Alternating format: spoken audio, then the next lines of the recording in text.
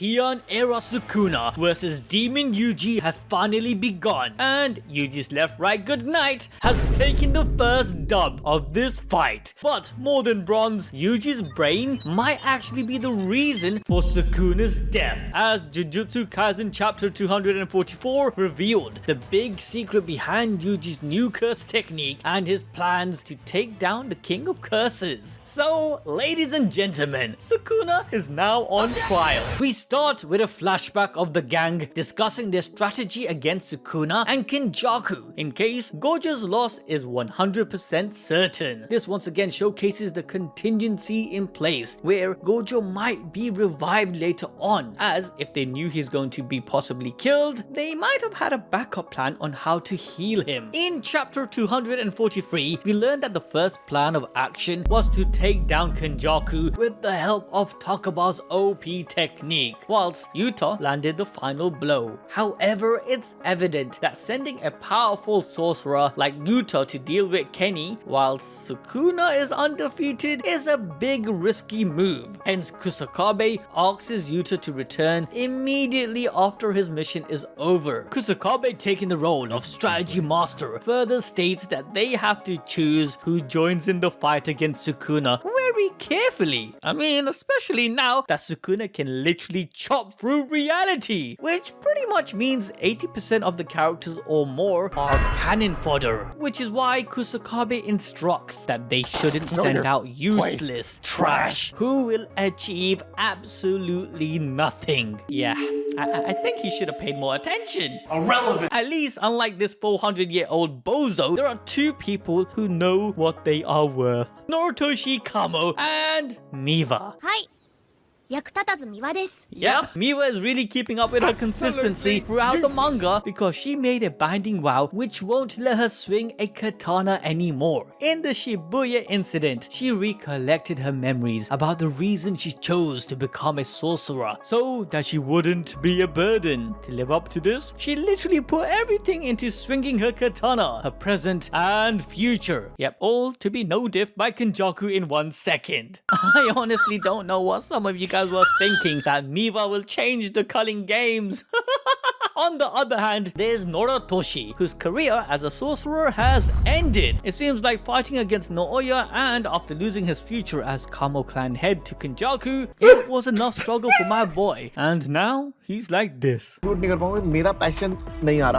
So that is why I am out. Kusakabe continues by pointing out that those with reverse curse technique or those who are ready to die should stay and fight, and Noritoshi is simply not one of them. But before he bounces, Yuji thanks him for the training, as his own brother is a trash teacher. Now, what could Noritoshi and Chose need to teach Yuji? Well, the only logical explanation is that Yuji has unlocked some form of blood manipulation technique. Going back to chapter 220, we saw Yuji say that since he's already like a cursed object, stepped into Sukuna's cursed energy, he would eat anything to kill him. This was followed by Yuji thanking Choso about his brothers, to which he replied that they would live inside of Yuji. It's so clear that Yuji has physically consumed the remaining cursed womb death painting, who are his and Choso's 6 brothers. Thus, Yuji now has 2 abilities that we know: Soul Swap and a variation of blood manipulation, which would explain why he entered the fight against Sukuna whilst biting his wrist, with his hand seemingly being juiced, shown by the redness and the veins popping out. This is an insanely broken power to have, and it completely shocked Sukuna as well in just 1 punch. Every one of Yuji's hits are already busted. His left right good night is hands down Yuji's go-to, but with the help of blood manipulation, he will also be able to provide more oxygen, facilitating its healing and strength, on top of being reinforced by hardened blood. But first, what exactly is Yuji planning to do here? Well, whilst discussing strategies during the flashback, Higaruma volunteered to go after the clapping of Kashimo in order to confiscate Sukuna's curse technique with his own ability. Inside Higuruma's domain, deadly sentencing, there is no violence allowed. A Shikigami known as the Judge Man will announce pronounce the charges against the defendant, in this case Sukuna, and it will automatically know everything about everyone inside of the domain. However, the decision of the trial solely depends on the arguments presented by both sides. After the accusation is reviewed, the defendant is given one chance to defend their case. They can choose not to say anything, basically plead the fifth, or admit they did do it, otherwise say they didn't do it. They can even lie, but the goal here is to make sure that there's no doubt so that the judge will find them innocent. The prosecutor, being Higaruma, gets only one chance to respond, and they do so after looking at evidence given to them in a sealed envelope which might not even be conclusive. In the end, the Shikigami will decide if the accused is guilty or not. If they are, they can be punished in different ways depending on how serious the crime is. One common punishment is confiscation, which takes away their ability to use curse techniques. I'm confused! If you forgot, in chapter 166, we came to know that the harshest sentence that Higuruma's domain can give is the death penalty, on top of confiscation, where Higuruma receives the executioner blade that instantly kills anyone in a single strike. There's no doubt that even if one ability of Sukuna is taken out of the equation, it would be a massive advantage to the sorcerers. Likely it would be his new and improved reality cutting cleave, and with Higuruma's one strike one shot blade, Sukuna might just die. However, as good as it sounds, it's not at all certain that the judge man will definitely deal the death penalty to Sukuna for various reasons. Why? Well, obviously Higuruma can't be that broken now, can he? To balance things out, the Shikigami has control over what the charge and allegations will be. This means Sukuna might not even be trialed for the murders he has committed. Since this Shikigami judge man randomly picks any offense, it is possible that Sukuna gets charged for something stupid like damage to public property instead of,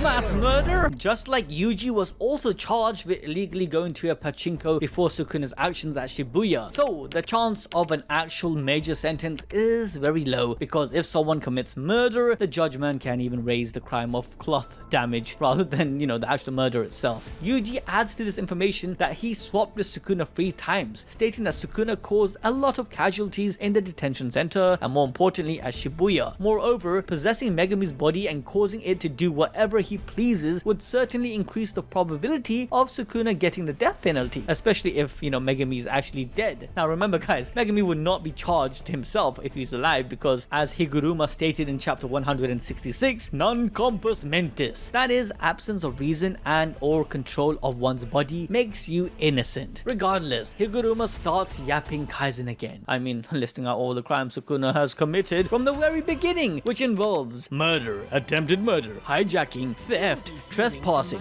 assault, arson, stealing your imaginary girl, amongst other things. But seriously, he is kind of a monster, and let's not forget he cannibalizes people, and he's just pure evil, Higuruma further adds that Sukuna's attitude and intentions means he won't get a rehabilitation sentence, so he should get the death penalty, technically speaking, from the Nagayama guidelines.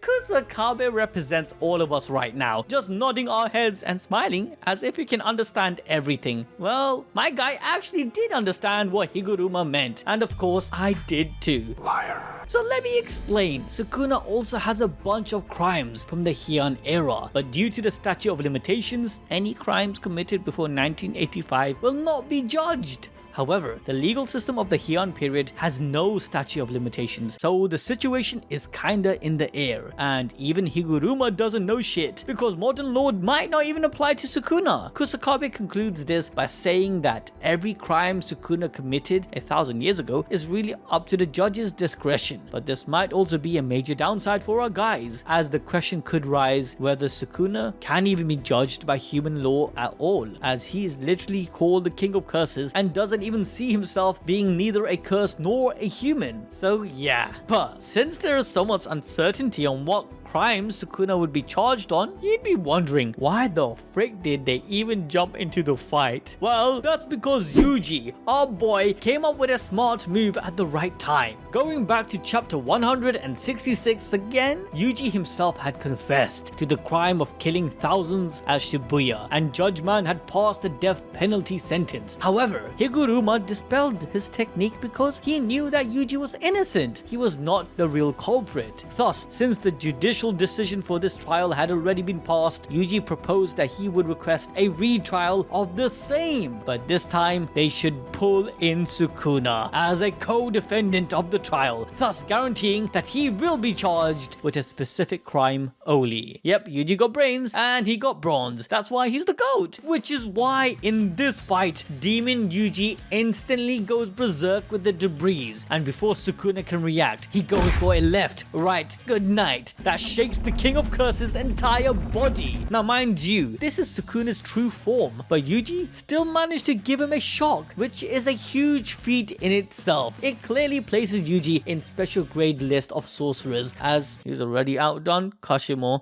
I'm taking a piss, but Kashimo managed to get Sukuna's respect and was the gojo of his era 400 years ago. So this means a lot. Yuji's punch reinforced with his blood manipulation technique put the fear of God in Sukuna to the point of forcing him into using 3 of his arms to block. Sukuna has 4 eyes and can read every attack that was thrown at him. Hence, this response showcases he was about to take serious damage if it wasn't blocked. In fact, Sukuna might have even used his 4th arm if it wasn't for Higaruma, who cunningly made sure to grapple it, preventing Sukuna to use his Wajira. The last time Sukuna was surprised was in chapter 214, when he questioned the ridiculous strength Yuji Itadori possessed. He followed up by saying Yuji is from that time and Kenjaku does the grossest thing. This comment was directed based solely on the power output, meaning Sukuna must have seen a brute force sorcerer back in his time when Jujutsu was at its peak.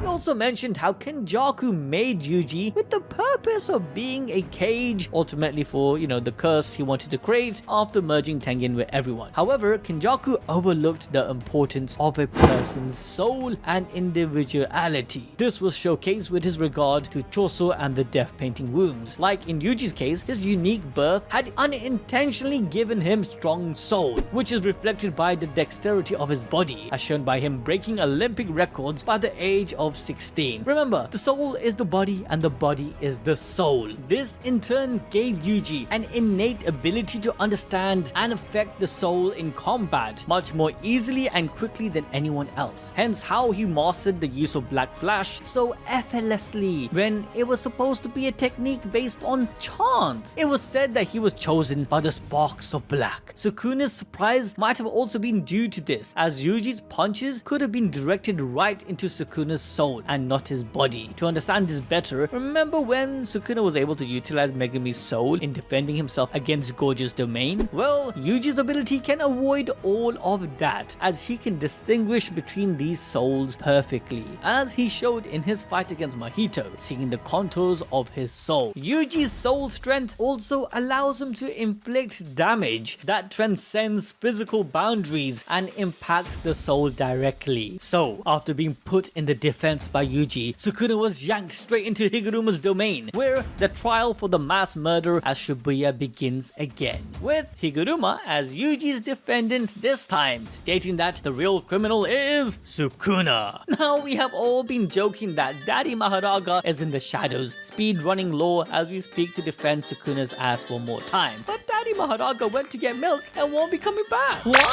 Well, once the Shikigami is dead, they're pretty much gone forever unless they merge with another Shikigami in possession with the power of totality. However, with Agito dead and it being the merger of all Sukuna's remaining Shikigamis, there's a good chance that there's no longer a way for Maharaga to come back. That being said, it will be interesting to see what Sukuna does in this situation, as the use of violence is prohibited in Judgment's domain, and he will be pushed to the back foot if he is proved to be the criminal. But this reaction from Sukuna is making us nervous. After all, he is him. In the end, Yuji can't fight this alone. He will need the help of Nobara. If you guys want to learn more about how Nobara will help Yuji defeat Sukuna, then make sure to watch this video next.